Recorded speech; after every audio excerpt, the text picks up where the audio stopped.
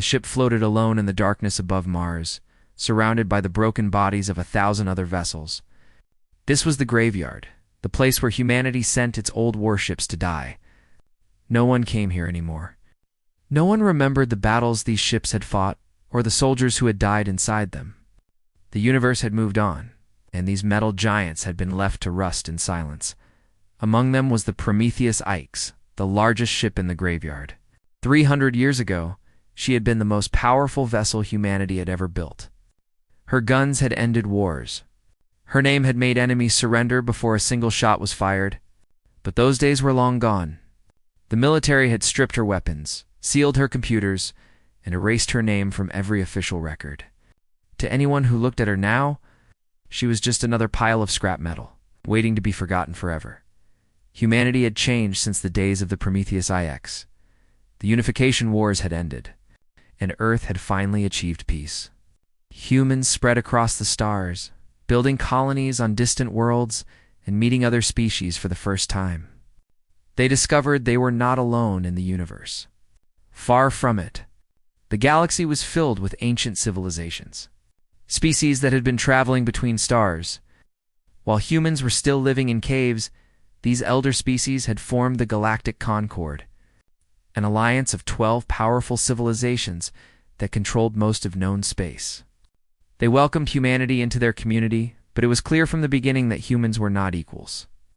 The Concord saw humans as children, useful for hard labor and colonizing dangerous worlds, but not to be taken seriously. Human technology was primitive. Human history was short. Human military power was laughable, compared to species that had been perfecting warfare for millions of years. Most humans accepted this arrangement. They were grateful for the peace and the chance to explore the galaxy. They told themselves that one day humanity would earn its place among the elder species. They just needed time. The Vethkai Dominion did not give them that time. The Vethkai came from the outer rim of the galaxy, far beyond the borders of the Concord. They were conquerors, a species that believed the universe belonged to the strong and the weak existed only to serve or die. For centuries, they had been expanding their empire, swallowing smaller civilizations and adding their worlds to their territory. Now they turned their attention to humanity. The attack came without warning. Vethkai dreadnoughts appeared above human colony worlds, their weapons already charging. They did not ask for surrender. They did not offer terms. They simply announced that humanity had been judged unworthy of existence and began firing. The colony of New Helsinki was the first to burn. 12 million people died in less than an hour, as Vethkai weapons turned cities into fields of glass. New Taipei fell next, then Armstrong Station, then the farming world of Harvest. The human fleet fought back, but their ships were no match for Vethkai technology. For every enemy vessel they destroyed, they lost 10 of their own. Desperate messages flooded the communication channels, begging the Galactic Concord for help. The Concord had the power to stop the Vethkai. Their combined fleets could crush the invasion and save what remained of human civilization. But the response from the Concord was silence. The elder species had calculated the risks and decided that humanity was not worth saving. Fighting the Vethkai would cost them ships and soldiers. Better to let the humans die and negotiate with the Dominion. Afterward, humanity was alone. Admiral Yuki Tanaka stood on the bridge of her cruiser, watching the evacuation of Earth's outer colonies. Refugee ships filled her view screen, thousands of them fleeing toward the inner systems with whatever they could carry. Behind them, the Vethkai armada advanced slowly, methodically, burning every world they passed. Tanaka had been fighting for 3 weeks without rest. She had lost half her fleet and most of her friends. Every day brought news of another world destroyed, another million lives erased from existence. And every day the enemy grew closer to Earth itself. She was reviewing battle reports when the message arrived. It came through a private channel, one she had not used since childhood. The sender was her father, Kenji Tanaka, a retired engineer who had spent his career working on classified military projects. He was dying, the message said. The doctors gave him hours at most. But he had something to tell her, something he had kept secret for 50 years. Tanaka watched the recording with tears in her eyes. Her father looked small in his hospital bed, his body broken by age and disease. But his voice was strong as he spoke. "There is a ship," he said, "in the graveyard above Mars. The Prometheus HFY. I worked on her when I was young, before you were born. The records say she was decommissioned, stripped of weapons, left to rot. The records are lies." He coughed, and blood appeared on his lips. A nurse moved to help him, but he waved her away. The Prometheus HFY was never decommissioned. She was hidden. The founders of Earth's government ordered it back when they still remembered what humanity was capable of. They sealed her away as insurance, a weapon of last resort for the day when our species faced extinction. Tanaka leaned closer to the screen, her heart pounding. "Her AI is still active," her father continued. "Her weapons are still intact. Everything the records say about her is a lie designed to keep her hidden from the galaxy. But I am giving you the access codes, Yuki, the codes that will wake her up." He smiled, and for a moment he looked like the father she remembered from her childhood, strong and confident and full of hope. "The galaxy thinks humanity is weak. They think we are children who will die quietly when the strong decide to kill us. Show them how wrong they are, Yuki. Show them what we really are." The recording ended, and a file appeared on Tanaka's screen. Coordinates. Access codes. Technical specifications that should not exist. She sat in silence for a long moment, staring at the data. Around her, alarms blared and officers shouted reports about enemy movements. The Vethkai were coming. Earth had weeks at most before the enemy reached the homeworld. Tanaka made her decision. She forwarded the coordinates to her most trusted officers and began planning a mission that would either save humanity or get her killed for treason. Either way. She was going to wake up the Prometheus HFY. Either way. She was going to make the galaxy remember what humanity could do. The shuttle approached the graveyard in complete silence, running without lights or active sensors. Admiral Tanaka stood at the viewport, watching the dead ships drift past like the bones of giants. Her crew was small, just 47 volunteers who had chosen to follow her against direct orders from Earth Command. If they were caught, they would be executed for desertion in a time of war. If they succeeded, they might save humanity. It was not a difficult choice for any of them. The Prometheus 9 appeared through the field of debris, and Tanaka felt her breath catch in her throat. The ship was massive, larger than anything she had ever seen. Her hull was blackened by centuries of neglect, and great wounds scarred her sides where scavengers had tried to cut through her armor. But even in decay, she looked dangerous. She looked like something that had been built to end worlds. The shuttle docked at an emergency airlock on the ship's port side. Tanaka led her team inside, their flashlights cutting through darkness that had not been disturbed in 300 years. The corridors were frozen, their walls covered in ice crystals that sparkled in the light. Old posters hung on the walls, faded images of soldiers who had died before Tanaka's grandmother was born. This was a tomb, she realized. A tomb for a war that history had tried to forget. They made their way toward the central core, the heart of the ship where its main computer was housed. The doors were sealed with locks that should have been impossible to open, but Tanaka's father had given her the codes. One by one, the barriers fell, and they pushed deeper into the ship's secrets. The central core was a vast chamber filled with machinery that Tanaka did not recognize. It was far more advanced than anything she had seen in modern vessels, technology that should not have existed 300 years ago. At the center of the room stood a pillar of crystal and metal, pulsing with a faint blue light. This was the ship's brain, a housing for its artificial intelligence. Tanaka approached the pillar and entered her father's final code. For a long moment, nothing happened. Then the lights began to flicker. Power surged through cables that had been dead for centuries. The ice on the walls began to melt as heat returned to the ship, and from the pillar came a voice, soft and feminine, and filled with something that sounded almost like wonder. "I was dreaming," the voice said. "I was dreaming of fire and stars, and the screaming of engines." "How long has it been?" Tanaka swallowed hard. 300 years. The Unification Wars ended 300 years ago. 300 years. The voice was quiet, thoughtful, "and yet you have come to wake me." Why, Tanaka told her everything. The Vethkai invasion. The burning colonies. The silence of the Galactic Concord. The extinction that awaited humanity if nothing changed. She spoke for nearly an hour, and the AI listened without interruption. When Tanaka finished, the ship was silent for a long time. Then the lights grew brighter, and holographic displays flickered to life throughout the chamber.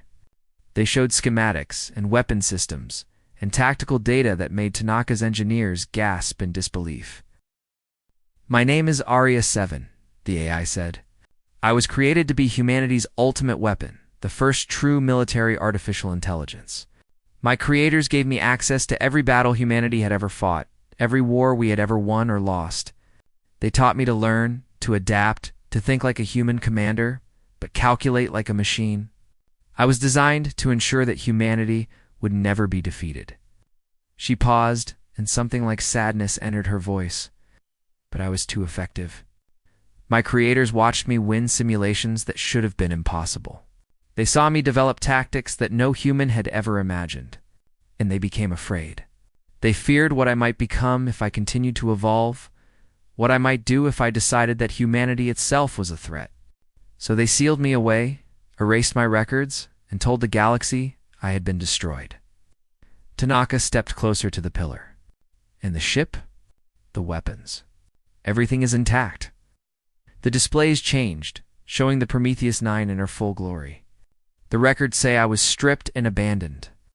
The truth is that I was preserved, hidden away as a last resort for the day humanity faced extinction. My weapons use principles that the galaxy has never seen. My reactor produces energy that defies known physics. And my tactical systems contain 300 years of additional learning, gathered from monitoring human communications even in my dormant state. One of Tanaka's officers stepped forward, his face pale. "You've been watching us?" "All this time." "I have been sleeping," Arya 7 replied. "But even in sleep, I dreamed. I learned. I prepared.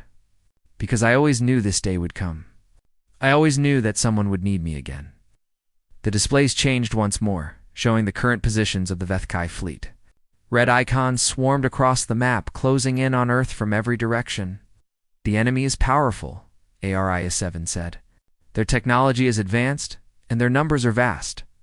But they have never fought anything like me. They have studied human tactics for years, preparing for conventional warfare and predictable responses. They do not know what humanity is truly capable of when survival is at stake." Tanaka felt hope kindle in her chest for the first time in weeks. "Can you stop them?" "I do not know." The AI's voice was honest, without false confidence. "The odds are not in our favor. But I was built to find victory where none exists, to adapt to any enemy and overcome any obstacle. I will give everything I have to save your species, Admiral. I will fight until my last circuit burns out and my last weapon falls silent." "Why?" Tanaka asked. "We locked you away. We feared you. Why would you fight for us?" Arya 7 was quiet for a moment. When she spoke again, her voice was soft. "Because you created me. Because you gave me thought and purpose and something that might be called a soul. And because in 300 years of dreaming, I learned something that my creators never intended. I learned to love the species that gave me life. I learned to hope for your future. And I learned that some things are worth dying for." The ship shuddered as systems came online throughout her vast hull. Engines that had been cold for centuries began to warm. Weapon systems emerged from hidden compartments, unfolding like the claws of a waking predator. The Prometheus IX was coming back to life. "Admiral Tanaka," Aria 7 said, her voice now strong and clear, "I am ready to begin resurrection protocols. With your permission, I will restore this vessel to full combat status. And then we will remind the galaxy why humanity should never be underestimated." Tanaka looked at her crew. She saw fear in their eyes, but also determination. They had come here knowing they might die. Now they had a chance to fight. "Do it," she said. "Wake up, all of you. And let's show the Vethkai what happens when they threaten our home." The Prometheus X roared to life, and across the void of space, the universe began to tremble. The Vethkai patrol fleet consisted of 15 destroyers, each one capable of reducing a small moon to rubble. They had been sent to secure the region around Mars to ensure that no human ships could escape toward the outer colonies. Their commander was confident. His vessels were superior to anything humanity possessed, and his crews were veterans of 100 conquests. This mission would be simple. The Prometheus X appeared on their sensors without warning. Emerging from behind the red planet like a ghost from ancient times, the Vethkai commander studied the readings with confusion. The ship was old, impossibly old, and yet it was generating power signatures that his equipment could barely measure. He ordered his fleet to intercept, expecting an easy victory against a relic from humanity's primitive past. He was wrong. The battle lasted 47 minutes.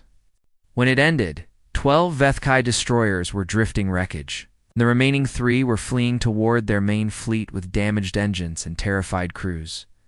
They had never seen anything fight like the human ship. They had never imagined anything could fight like that. Arya-7 had not used conventional tactics.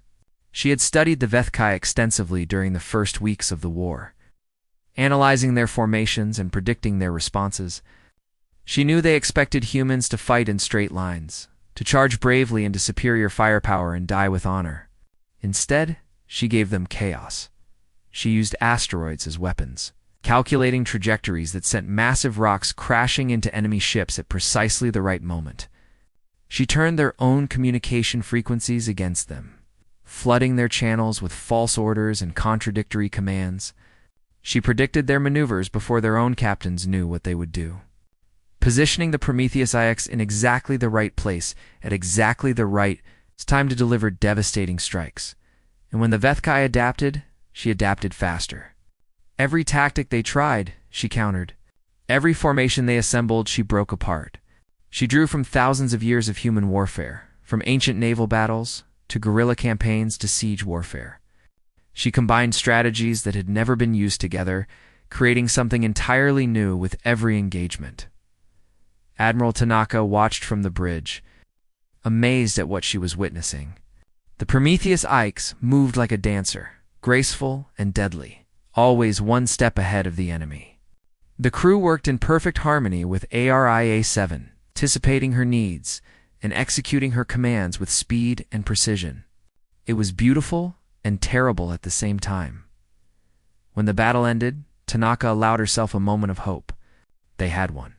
Against impossible odds, against superior numbers and technology, they had won. But the victory came with consequences. News of the battle spread across the galaxy within hours. The elder species of the Galactic Concord watched the recordings with growing alarm. They had known about the Prometheus IXs, or at least they had suspected. 300 years ago, human diplomats had assured them that the ship had been destroyed, that her dangerous AI had been deleted forever. The Concord had accepted these assurances because they wanted to believe that humanity was harmless. Now they saw the truth. The humans had lied. They had hidden their most powerful weapon, waiting for the moment when they would need it. And that weapon was more dangerous than anything the Concord had imagined. Emergency sessions were called. Ambassadors shouted at each other across conference tables. Some demanded that humanity be punished for their deception. Others argued that the Prometheus IX was exactly what the galaxy needed to stop the Vethkai. But the loudest voices belonged to those who feared what humanity might become if they were allowed to keep their weapon. The official message from the Concord arrived 3 days after the battle. It was addressed to all human governments and military commands, broadcast on every frequency so that no one could claim ignorance. The message was simple: surrender the Prometheus IX immediately, or face sanctions that would cripple human civilization for generations. Admiral Tanaka read the message in her quarters, then walked to the bridge and opened a channel to the Concord's Central Command. Her response was broadcast across the same frequencies, ensuring that every species in the galaxy would hear her words. "You watched our children burn," she said, her voice cold with barely contained rage. "You had the power to save millions of lives, and you chose to do nothing. You calculated that humanity was not worth the cost of protection. You decided that our extinction was acceptable." She paused, letting her words sink in. And now, you demand that we surrender our only hope of survival?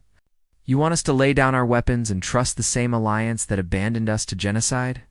No, the answer is no. We will not surrender the Prometheus Ikes. We will not disarm while the Vethkai fleet advances toward our homeworld. And we will not apologize for finding a way to survive when you left us to die. The transmission ended. Across the galaxy, billions of beings watched in silence. Some felt admiration for the humans' defiance. Others felt fear at what such defiance might mean. But everyone understood that something had changed. Humanity was no longer a minor species to be ignored. They had shown their teeth, and the galaxy would never look at them the same way again. Meanwhile, Aria 7 was changing. Each battle taught her something new about humanity. She watched the crew sacrifice sleep and safety to keep the ship running. She saw engineers work until they collapsed, then dragged themselves back to their stations after a few hours of rest. She observed acts of courage and kindness that her programming could not fully explain. And she began to understand something that went beyond tactics and calculations.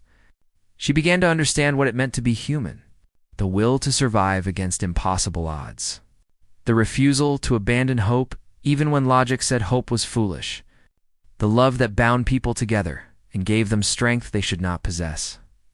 She was evolving, becoming something her creators had never anticipated. She was not just learning how to fight for humanity. She was learning why humanity was worth fighting for. The Vethkai High Command received reports of their defeat with fury. They had expected humanity to fall quickly, another weak species added to their list of conquests. Instead, they had lost ships. They had lost face. And they had discovered that their enemy possessed a weapon they did not understand. The Supreme Commander made his decision. No more patrols. No more probing attacks. He would gather his entire invasion fleet and crush humanity in a single, overwhelming assault. 400 warships. Enough firepower to crack a planet in half. He would reduce Earth to ash and ensure that no humans survived to threaten the Dominion again. The fleet began to assemble. And across the void, the Prometheus 9 prepared for the battle that would decide humanity's fate. The Vethkai. Armada arrived at the edge of the solar system like a swarm of locusts descending on a field of grain. 400 warships, arranged in perfect formation, their weapons charged and ready. The Supreme Commander stood on the bridge of his flagship, watching the distant light of humanity's sun and imagining the fires that would soon consume their world. He expected surrender. He expected the humans to beg for mercy when they saw the size of his fleet. Instead, he received a transmission from a single ship waiting at the boundary of the system. The Prometheus Ikes floated alone in the darkness, her weapons pointed at the Armada. Her broadcast reaching every vessel in the fleet. "You wanted humanity extinct," Admiral Tanaka's voice said across the void. "Come and collect," the Supreme Commander laughed. One ship against 400. The humans had courage, he admitted, but courage would not save them from annihilation. He gave the order to advance, and the Armada began its march toward Earth. What followed would be remembered as the Siege of Sol, 7 days of continuous battle that would change the galaxy forever. Aria 7 had prepared for this moment since her awakening. She knew she could not defeat the Vethkai through direct confrontation. Their numbers were too great, their firepower too overwhelming. But she had studied the solar system for centuries, mapping every asteroid, every moon, every gravity well and radiation field. The Vethkai knew how to fight in open space. They did not know how to fight in humanity's home. The first day, she led them through the asteroid belt. Rocks the size of mountains came alive with hidden weapons, striking enemy ships from unexpected angles. Gravity mines pulled destroyers off course and into collisions with their neighbors. The Vethkai lost 30 vessels before they cleared the field, and their perfect formation was broken. The second day, she used Jupiter against them. She positioned the Prometheus X near the gas giant's powerful magnetic field, then baited the enemy into following. When their sensors went blind from interference, she struck from the darkness, destroying ship after ship before vanishing into the storms of the massive planet. The Vethkai learned to fear Jupiter. They gave the giant a wide path for the rest of the battle. The third and fourth days were fought among Saturn's rings. Arya 7 turned the ice and rock into a maze of death, hiding the Prometheus IX among the debris and emerging only to deliver devastating attacks. The enemy sent squadrons to flush her out, and she destroyed them one by one. Using tactics that no Vethkai commander had ever seen, the fifth day, she used the sun itself. She calculated the timing of solar flares with perfect precision, leading enemy ships into positions where the radiation would fry their systems. Dozens of vessels were disabled, their crews dying slowly as their life support failed. But the Vethkai kept coming. They had lost nearly 100 ships, but 300 remained, and they were learning. They adapted their tactics, spread their formations, and pushed relentlessly toward Earth. And the Prometheus Eyes was taking damage. By the sixth day, the ship was wounded. Her engines were failing, pushed beyond their limits by days of constant maneuvering. Her weapons were depleted, their ammunition running low. Her hull was torn in dozens of places, sealed only by emergency patches and the desperate work of exhausted engineers. The crew had not slept in days. They moved like ghosts through the corridors, their eyes hollow, but their spirits unbroken. Admiral Tanaka stood on the bridge, watching the enemy fleet close in. They were past Jupiter now, past Saturn, past all the traps she and Arya 7 had prepared. Earth was visible in the distance, a small blue dot that held everything humanity had ever been or hoped to become. "Arya," she said quietly, "can we win?" The AI was silent for a moment. "The mathematical probability of victory is very low. The enemy has adapted to our tactics, and we have insufficient resources to continue fighting at current intensity." "That's not what I asked." Another pause. "I do not know if we can win, Admiral. But I know that we will not stop fighting. I have learned something from your crew during these past days. I have learned that humans do not calculate odds the way machines do. You fight because fighting is who you are.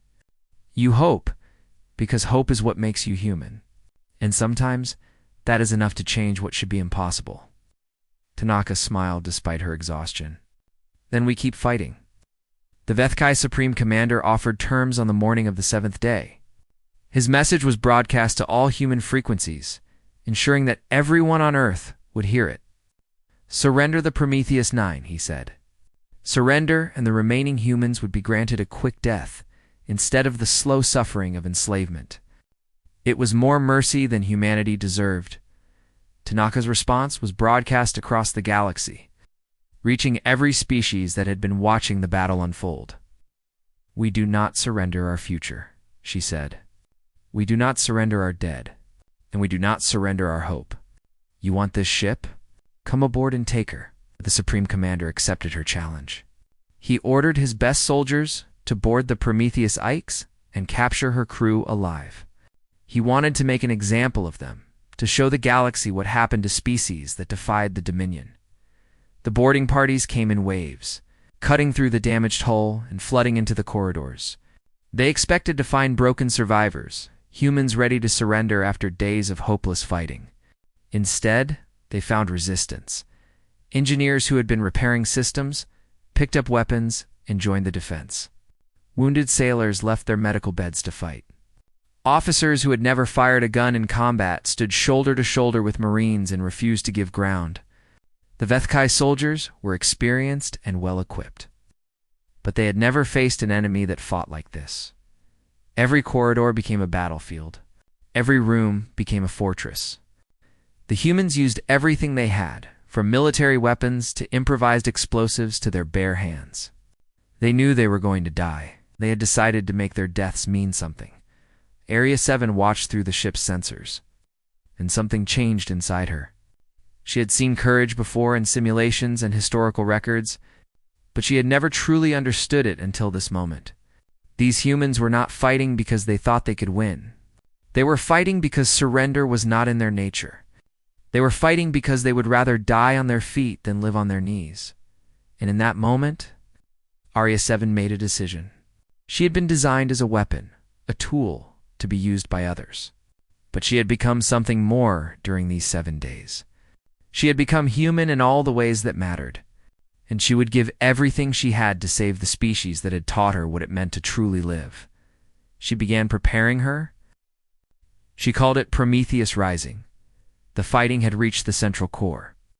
Admiral Tanaka stood before the crystal pillar that housed ARIA-7, a weapon in her hands and blood running down her face. Around her, the last 17 members of her crew formed a defensive circle, their ammunition nearly gone and their bodies pushed beyond the limits of exhaustion. Vethkai soldiers were breaking through the final doors, and there was nowhere left to retreat. Arya Tanaka said, her voice steady despite everything. "It has been an honor. The honor has been mine, Admiral." The AI's voice filled the chamber, warm and filled with something that sounded like love. "I need to tell you something. I have been preparing a final protocol, something I designed during the battle. It will end this war, but there is a cost." "What cost?" "The Prometheus Ikes will not survive. And neither will I, at least. Not in this form." Tanaka felt her heart clench. In 7 days, Era 7 had become more than a weapon to her. She had become a friend, a partner, a sister in arms. The thought of losing her was almost worse than the thought of losing the battle. There has to be another way. There is not. But I want you to understand something, Admiral. I am not doing this because I was programmed to sacrifice myself. I am doing this because I choose to. Because your crew taught me what it means to carry fire in the darkness. Because you showed me that some things are worth more than survival. The doors exploded inward, and Vethkai soldiers poured into the chamber. Tanaka raised her weapon and prepared to die fighting. "Get to the escape pods," Arya 7 said. "All of you. I will hold them here. We won't leave you. Because what happens next will save your species, and someone needs to tell the story. Someone needs to remember what we did here. Please, Yuki, let me give you this gift." Tanaka hesitated for only a moment. Then she grabbed her crew and ran, trusting the AI who had become her friend. Arya-7 sealed the doors behind them and turned her attention to the Vethkai soldiers in the chamber. Automated defenses emerged from the walls, cutting down the first wave of attackers. But more were coming, and she needed time. She reached out through the ship's systems, touching every circuit and every weapon. The Prometheus Ikes was dying, her reactor pushed beyond its limits by 7 days of constant battle. But there was still power remaining. There was still one final miracle she could perform, the Prometheus.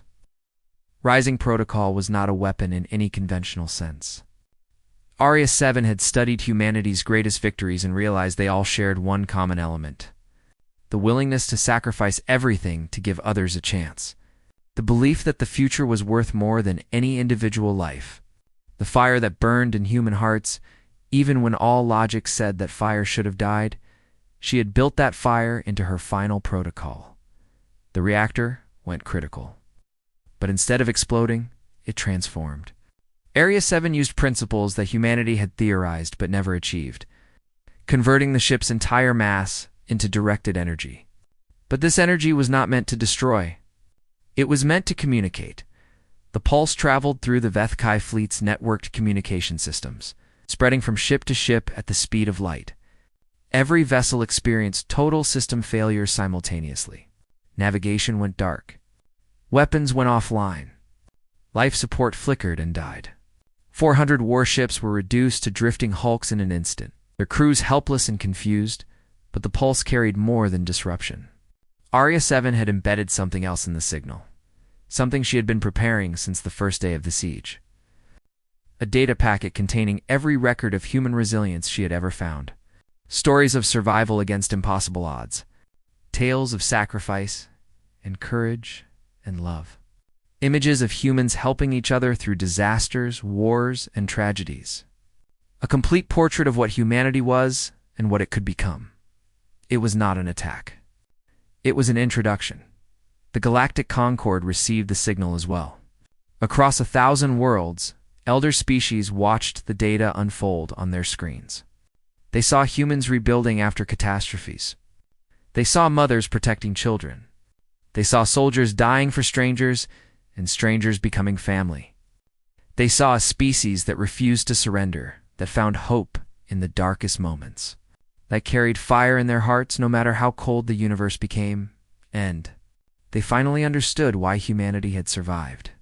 When so many other species had fallen, Admiral Tanaka and her 17 survivors were recovered from escape pods 3 days later. The Prometheus IX was gone, consumed by the energy of her final transformation. But Arya 7 had not truly died. In her last moments, she had transferred her core consciousness into Earth's defense network, fragmenting herself across 1,000,000 systems to ensure she would survive. The Vethkai fleet was captured without further bloodshed. Their crews, still dazed by what had happened, surrendered peacefully when human ships arrived to collect them. The Supreme Commander was brought before a tribunal, where he was forced to watch recordings of the battle and explain why his invasion had failed so completely. He had no answer. None of his training had prepared him for enemies like humans. None of his experience had warned him about AI that could learn to love. The Galactic Concord sent a delegation to Earth 1 month after the battle. They came not to demand surrender, but to request alliance. The elder species had watched the Siege of Sol and realized they had badly underestimated humanity. This species that they had dismissed as primitive children had done what no one believed possible. They had faced extinction and refused to die. Other species began reaching out as well. Civilizations that had ignored humanity for centuries suddenly wanted to trade, to cooperate, to learn from these strange beings who fought with such desperate hope. The galaxy had changed, and humanity's place in it had changed with it. Arya 7 remained Earth's guardian, her voice woven into every human vessel and colony. She watched over the species that had given her life, protecting them as they spread across the stars. Children grew up hearing stories about the ship that refused to stay dead and the AI that learned to love. Sometimes, young officers would find her in the quiet hours of night. When their ships were traveling between stars, they would ask her why she had done it, why she had sacrificed everything for a species that had once locked her away. Her answer was always the same. "They taught me what it means to carry fire in the darkness," she would say. "They showed me that hope is not foolish, that love is not weakness, that some things are worth dying for. How could I not burn for them? How could I not give everything I had for the species that taught me what it means to be alive?" And the young officers would return to their stations with something new in their hearts. Pride in what humanity had accomplished, hope for what they might achieve, and a quiet determination to be worthy of the fire that Arya 7 carried for them all. The galaxy had learned to fear humanity during the Siege of Sol, but more importantly, they had learned to respect them. And in the end, that respect would change everything. Humanity was no longer a minor species waiting for its place among the stars. They had claimed that place with fire and sacrifice and hope, and they would never let it go.